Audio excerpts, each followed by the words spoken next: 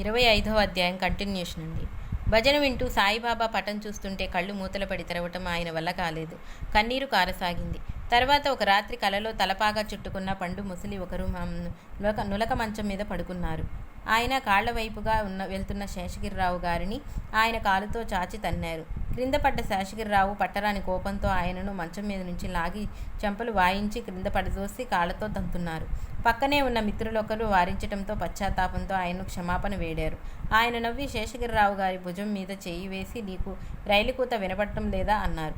శేషగిరిరావు ముందుకు వంగి చూస్తే అక్కడ 2 రైలు ఇంజిన్లు ఢీకొన్నాయి. వెంటనే లేచి కల గురించి చెబితే భాస్కర్రావు, శేషగిరిరావు అస్తిత్వానికి నాస్తికత్వానికి యుద్ధం జరిగి నాస్తికం నశించిందన్నారు. తర్వాత మిత్రులతో కలిసి షిరిడీ వెళ్తూ కారణం లేకనే కన్నీరు కారి పసిబిడ్డలా వెక్కి వెక్కి ఏడ్చారు శేషగిరిరావు గారు. అక్కడ అందరూ నాకు సాకోరి చూచి వస్తుంటే దారిలో ఒక విచిత్రమైన సువాసన పర్లాంగు దూరం నుంచి వెంటాడింది. అది అగరవత్తులదని, పువ్వులది కాదు.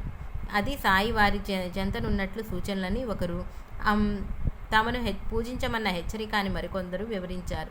శ్రీ సాయి నాలోని నాస్తికత్వాన్ని పూర్తిగా తొలగించి నా అంత్యదశలో జ్ఞాన మార్గం చూపినందుకు నేనెంతగానో సంతోషిస్తున్నాను అని చెప్పారు ఆయన. శ్రీ సాయిది ఖండాంతర లీల, అఖండ లీల. ఆ రోజుల్లో రష్యా జపాన్ యుద్ధంలో పాల్గొన్న కెప్టెన్ జహంగీర్ షా నౌకలను రక్షించారు సాయి.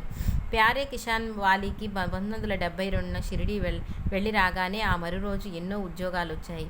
బాబా వద్ద చీట్లు వేస్తే ఎంవి ధనలక్ష్మి అనే నౌకకు కెప్టెన్గా చేరమని సందేశం వచ్చింది. అతడు అందులో చేరిన నాటి నుండి తన నౌకను కాపాడుతుండమని నిత్యము సాయికి 2 అగరవత్తులు వెలిగించి ప్రార్థించేవాడు. చిత్రం, ప్రతిసారి ఒక అగరవత్తి విధిగా ఆరిపోయాయి. మే 17, 1972 ఒకసారి ఒక నౌక కలకత్తా నుండి అండమాన్కు 2 సార్లు బయలుదేరి సముద్రం కల్లోలంగా ఉండటం వలన వెనుకకు రావాల్సి వచ్చింది. 3వసారి నడి సముద్రంలో చేరాక గాలివాన ప్రారంభమై నౌక ఒరగనారంభించింది. కారణం ఇంజనీర్లకు కూడా అర్థం కాలేదు. ఎంత యత్నించినా నౌకాశ్రమం నుండి సహాయం రాలేదు. నౌకలోని నీరొచ్చి కొందరు నావికులు లైఫ్ బోట్లు కూడా తీసుకోలేకపోయారు. అవి నీటిలో మునగకుండా కాపాడుతాయి. చివరకు నౌక మునిగిపోవటం తథ్యమని తెలిసి అందరూ సముద్రంలోకి దూకి సుమారు అర్ధరాత్రి గాఢాంధకారంలో కారు మబ్బుల క్రింద 15 అడుగుల అలల మధ్య తిండి నీరు లేక కొట్టుమిట్టులాడారు. ఇలా 30 గంటలు గడిచాక అతడు ఇక శక్తి లోపించి చనిపోవటం తథ్యమని తలచి బాబాను ఆర్తితో ప్రార్థించగానే ఒక పెద్ద దుంగ చేతికి చిక్కింది. చివరకు జలకేంద్రం అనే మరొక నౌక బాటుగా పోతూ వారందరినీ రక్షించింది. కిషన్ వాలీని ఆ నౌకలోనికి లాగుతున్నప్పుడు అతడు 20 అడుగుల వరకు పైకి వచ్చి 3 సార్లు నీటిలో జారి పడిపోయినా స్పృహ కోల్పోయాడు. మెలకు వచ్చేసరికి 103 డిగ్రీల జ్వరం, ఒంటి నిండా కట్లు ఉన్నాయి. త్వరలో కోలుకున్నాడు. నడి సముద్రంలో కూడా సాయికి తన భక్తులను కేక వినిపిస్తుంది. బి నరసింహారావు గారు మస్కట్లో విమానదళంలో పనిచేస్తున్నారు. 1984 సంవత్సరంలో ఆయన కష్టాల్లో ఉన్నప్పుడు ఒక మిత్రుడు శ్రీ సాయి చరిత్ర ఇచ్చారు. ఆ పారాయణ ఆయన రాత్రి బాబా కలలో కనిపించి, నన్ను నమ్ముకో, కష్టాలు తీరుతాయి, తర్వాత వృత్తిరీత్యా ట్రైనింగ్కు లండన్ వెళతావు అని చెప్పి అదృశ్యమయ్యారు. 1985 సంవత్సరంలో అది నిజమైంది. వారి శ్రీమతి 1986లో విమానంలో బొంబాయిలో చేరి టాక్సీలో వెళుతున్నారు. నాడు పెద్ద గాలివాన. అర్ధరాత్రి టైరు బద్దలై టాక్సీ ఆగిపోయింది. గాలివాన వలన మరే కారు దొరకలేదు. సాయిని ప్రార్థించగానే ఒక కారులో తెల్లని కఫ్ని ధరించిన ఒక వృద్ధుడు వచ్చి అల్లా హత్య కరేగా అని ఆమెను ఇంటి వద్ద దించి డబ్బులు ఇచ్చేలోగా అతడు మళ్ళీ అవే మాటలని వెళ్ళిపోయారు. ఆమె ఇల్లు చేరే ఆతురతో ఆయన్ను పట్టించుకోలేదు. తర్వాత షిరిడీ చేరి ద్వారకామాయిలో కూర్చున్నప్పుడు ఆమెకు గుర్తొచ్చింది. ఆ వృద్ధుడు అచ్చం సాయిబాబాలాగే ఉన్నాడు. జి సూర్యప్రకాశ్ పశ్చిమ జర్మనీలో తల్లిదండ్రులతో చెల్లెలతో కలిసి ఉంటూ చదువుకుంటున్నాడు. అతడు 1985లో మన దేశానికి రాగానే కేవలం తన వారి బలవంతం మీద షిరిడీ వెళ్ళాడు. అక్కడ సంస్థానంలో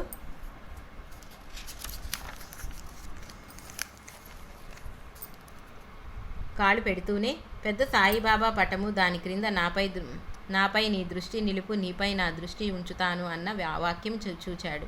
ఎంతగా యత్నించిన దాని నుండి దృష్టి నిగ్రహించుకోలేకపోయాడు. మందిరంలో కూడా ప్రగాఢమైన శాంతి అనుభవించాడు. పశ్చిమ జర్మనీ వెళ్ళినప్పటి నుంచి అతని మనసంతా సాయిబాబా మీదే పరిగెడుతున్నది. ఒకసారి స్వప్నంలో బాబా పటం కనిపించింది. తర్వాత అతనికి గణిత శాస్త్రంలో మౌఖిక పరీక్ష జరగనున్నది. అంతకు ముందు 2 సార్లు ఆ పరీక్షలో విఫలుడయ్యాడు. సామాన్యంగా 3వసారి అవకాశం ఇవ్వరు. అలాంటిది అతనికి ఇచ్చారు. ఈసారి పాస్ అవ్వకపోతే అతడు కోరిన పై చదువు సాధ్యం కాదు. అతడు మౌఖిక పరీక్షలో అతని వంతు కోసం ఎదురు చూస్తుంటే అతని బోధకునితో మాట్లాడటానికి వచ్చిన ఎవరో వ్యక్తి ఇతన్ని ప్రత్యేకించి పలకరించి శుభాకాంక్షలు చెప్పి వెళ్ళిపోయారు. పరీక్షలు అయిపోయి అతడు ఫలితం కోసం వేచి ఉండగా ఆ వ్యక్తే మళ్ళీ ఇతనిని పలకరించి వెళ్ళాడు. నాడు గురువారం. అతడు శ్రీ సాయి లీలామృతము ఆ ముందటి రోజే పారాయణ పూర్తి చేశాడు. పారాయణ మొదలుపెట్టినప్పటి నుంచి అతనికి ఏకాగ్రత కుదరనారంభించింది. నాడు పరీక్షలో అన్నీ అతడికి తెలిసిన ప్రశ్నలే అడిగారు. అతడు ఆశించిన దానికంటే ఎంతో అధికమైన విజయం పొందాడు. తర్వాత మరొక పారాయణ చేయగానే మరొక పరీక్ష కూడా పాస్ అయ్యాడు. సినిమాలు, డిస్కోలు, విందులు, పిచ్చివాటికై అవే తొలగిపోయాయి. Doctor M. విజయ్ కుమార్ ఇలా వ్రాస్తున్నారు. మా బంధువులు డాక్టర్ కె.వి. రావు సాయి లండన్లో 14 సంవత్సరాలు వైద్యుడిగా ఉంటున్నాడు. అతడు 1983లో ఒకరోజు స్పృహ తప్పి పడిపోతే పెద్ద ఆసుపత్రికి తీసుకెళ్లాలని ఫోను వచ్చింది. మేము ఆర్తితో సాయిని ప్రార్థించాము. మరుసటి రోజు తెల్లవారుజామున నాకు ఒక కల వచ్చింది. ఆపరేషన్ థియేటర్లో సాయి మా వాడిని ఆపరేషన్ చేస్తూ తమ పిడికిలి తెరిచారు. అందులోంచి ఒక నల్లని త్రాచు మా వాడి పుర్రెలో జొరబడి ఒక నల్లటి ముద్దను బయటికి వేసింది. బాబా ఇక భయం లేదు, అవసరమైనది చేశాను అన్నారు. డాక్టర్ రోగి తలలో నుండి పెద్ద వ్రణం తొలగించారని 4వ రోజు మాకు వార్త వచ్చింది. హోమీ 12 సంవత్సరాలు. ఎప్పుడూ బడలికి గాను వక్షస్థలంలో నొప్పిగాను ఉంటుంటే పరీక్ష చేసి అతడికి గుండెలో రంధ్రం ఉన్నదని, అమెరికాలో ఆపరేషన్ చేయించాలని డాక్టర్లు చెప్పారు. మే 16, 1976న అమెరికాలో హూస్టన్ నగరంలో సెంట్ లూక్ ఆసుపత్రిలో చేర్చారు. అతనికి 2 రోజుల్లో ఆపరేషన్ చేస్తారనగా హోమీ అతని మా స్నేహితుడు ఇచ్చిన బాబా పటం పెట్టుకొని ఊది నోట్లో వేసుకొని కొంచెం గుండెలకు రాసుకున్నాడు. మే 20 గురువారం డాక్టర్ డాంటాల్ కూలీ అతన్ని పరీక్ష చేసి, ఇదెక్కడే అద్భుతం, అతని గుండెల్లోని చిల్లు మూసుకుపోయింది, ఆపరేషన్ అవసరం లేదు అన్నారు. అలానే ఈఎస్ సాని బొంబాయికి చెందిన గుండె జబ్బు చేస్తే అక్టోబర్ 21, 1981న లండన్ నగరంలో ఆసుపత్రిలో చేరారు. మొదటి జయప్రదంగా జరిగిందనుకున్న ఆపరేషన్ విఫలమై 20వ రోజున అతడికి స్పృహ తప్పి 6 రోజులు కోమాలో ఉన్నాడు. అతడి పరిస్థితి విషమించిందని, అతన్ని క్షోభ పెట్టక ప్రశాంతంగా చనిపోనివ్వటమే మేలని డాక్టర్ చెప్పారు. రోగి వద్ద ఎవరూ ఉండకూడదని చెప్పారు. ఆమెంతో నిబ్బరంగా వారి సంగతి బాబా చూసుకుంటారని ఊది తెచ్చి భర్త మీద చల్లి వెళ్ళిపోయింది. ఇంటి దగ్గర ఆమె ప్రార్థిస్తుంటే త్యాగ్ శరీర్ చలా జాయింగే ఔర్ ఆయేంగే అన్న మాటలు వినిపించాయి. ఆమెకేమీ అర్థం కాలేదు, కానీ ఆమె హృదయం మాత్రం తేలికైంది. మరోరోజు ఉదయం 11 గంటలకు ఆమె భర్త కుర్చీలో కూర్చొని ఉన్నాడు. స్పృహలేని స్థితిలో ఉన్న అతని శరీరం అంతటికీ పక్షవాతం వచ్చిందట. అతనికి మరో గది కేటాయించారు. అంతకు ముందే ఆ గదిలోని రోగి మరణించారని తెలిసి ఆమె భయపడి సిక్కులకు పవిత్రమైన గురుగ్రంథము, బాబా పటము ఆ గదిలో పెట్టి అగరవత్తులు వెలిగించింది. నర్సు ఆ బాబా పటం చూసి, ఈయన నిన్న వచ్చి నీ భర్త పరిస్థితి విని అతడు తప్పక బ్రతుకుతాడని చెప్పి వెళ్ళారు అన్నది. ఆ పటంలోని సాయి ఏనాడో సిద్ధి పొందిన మహాత్ముడని శ్రీమతి సాని చెప్పగా ఆమెకు మతి భ్రమించిందనుకున్నది నర్సు. అలానే అతని వ్యాధి తగ్గి జనవరి 21, 1982న మన దేశానికి తిరిగి వచ్చారు. సి. సింహాచలం గారు ఇలా వ్రాస్తున్నారు. మిత్రులు ఆంజనేయులు గారి 9 సంవత్సరాల పాపకు రోజు జ్వరం రావటం వలన నాడి బలహీనమై ఉండేది. వైద్యులు అమ్మాయికి శ్వాసనాళంలో రంధ్రం ఉందని, శస్త్రచికిత్స తప్పదని తెలిపారు. నేను అతనికి బాబాను ఆశ్రయించమని చెప్పాను. అతడు 2 రూపాయలు బాబాకు దక్షిణ పెట్టి మ్రొక్కుకొని షిరిడి ఊది పాపకివ్వసాగాడు.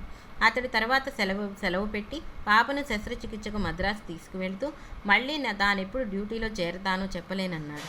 కానీ 4వ రోజు కల్లా అతడు తిరిగి వచ్చాడు. పాప శ్వాసనాళంలో ఏ లోపమూ లేదని వైద్యులు తేల్చారట. అలానే నర్సరావుపేటలో ఒక మిత్రుని భార్యకు కడుపులో పుండని కడుపులో పుండని ఆపరేషన్కు చిలకలూరిపేట నర్సింగ్ హోమ్కు చేర్చారు. శ్రీ సాయిని శరణు వేడమని చెప్పి ఒక సాయి ఫోటో ఊది ఇచ్చాను. అతని భార్య ఊది పెట్టి తన అత్తగారిని తోడుంచి నరసరావుపేట తిరిగి వచ్చాడు. ఆ రోజే ఆపరేషన్ జరగవలసి ఉన్నది. కానీ సాయంత్రం 6 గంటలకు అతని భార్య అత్తగారు తిరిగొచ్చారు. డాక్టర్ మళ్ళీ పరీక్ష చేసి కడుపులోని పుండు మానిపోయిందని, ఆపరేషన్ అవసరం లేదని చెప్పారట. శ్రీమతి ఎస్. లక్ష్మీకాంతమ్మ గారు ఇలా రాశారు. మేమొక వంక కుటుంబ చిక్కులతో కృంగిపోతుంటే మా వారికి గొంతు నొప్పి వచ్చింది. ఒంగోలు డాక్టర్లు అది క్యాన్సర్ అని తేల్చి మద్రాసు తీసుకెళ్ళమన్నారు. చేతిలో చిల్లి గవ్వలేదు. చికిత్సకు 10,000 అవుతుందన్నారు. దిక్కుతోచక సోదరులు శర్మగారింటికి వెళ్ళాను. ఆయన బాబా ఫోటో చూపి ఆయనను శరణు వేడుకో, భయపడకు అన్నారు. నేను అలాగే చేశాను. ఎలాగో 1,400 రూపాయలు తీసుకొని మద్రాసు చేరాను. గదిలో బాబా ఫోటో పెట్టి సర్వము వారిని చూచుకోమని నమస్కరించాను. మరురోజు మొదట మా వారిని పరీక్ష చేసి ₹1 మాత్రమే ఫీజు తీసుకున్నారు. 12 గంటలకల్లా ఆసుపత్రిలో చేర్చుకున్నారు. ఆయనకు రక్తం ఎక్కించాలంటే మా బావగారి రక్తం ఇచ్చారు. ఒకనాటి ఉదయం నాకెంతో శాంతిగా ఉత్సాహంగా ఉన్నది. ఆ దాటిన ఏ వ్యక్తిని చూచినా అతనిలో సాయే కనిపిస్తున్నారు. ఆసుపత్రికి చేరగానే అనుకున్న దానికంటే 10 రోజుల ముందుగానే చికిత్స పూర్తయి మా వారిని డిశ్చార్జ్ చేశారు. 10,000 అనుకున్న దాన్ని 10,000 ఖర్చుతోనే ఇల్లు చేరాను.